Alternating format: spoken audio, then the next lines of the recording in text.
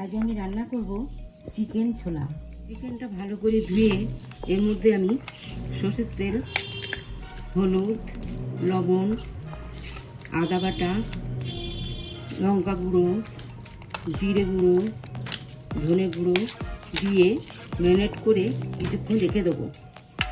দেখুন কাবলি ছোলা আমি রাত্রি ভিজিয়ে রেখেছিলাম, সকালে তুলে কুকারে করে সিদ্ধ করে নিলাম, জল ঝেড়ে এবার রেখে দিয়েছি।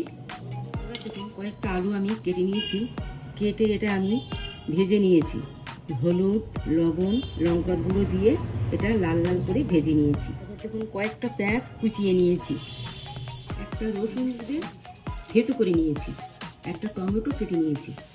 এবার দেখুন প্রথমে দুটো তেজপাতা দিলাম, আমি করে রাখা রসুনটা দিয়ে দিচ্ছি মধ্যে।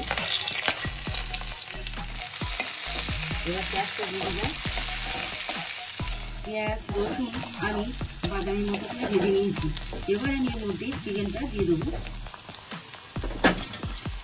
দিয়ে আমি ভালো করে কষিয়ে নেবো। এবার একটা টমেটো কেটে দিয়ে দেবো।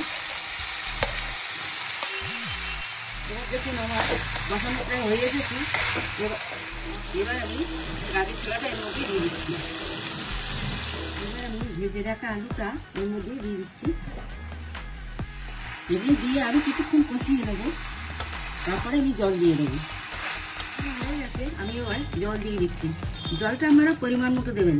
10-15 মিনিট ঢাকনা দিয়ে ঢাকা দিয়ে ফুটিয়ে নেবো। আমি ঢাকনাটা নামিয়ে নিয়ে গরম মশলা দিয়ে ওটা আমি নামিয়ে দেবো।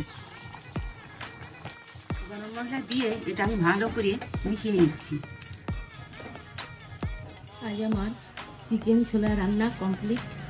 রান্না যদি আপনাদের ভালো লাগে তাহলে লাইক করুন, শেয়ার করুন, সাবস্ক্রাইব করুন,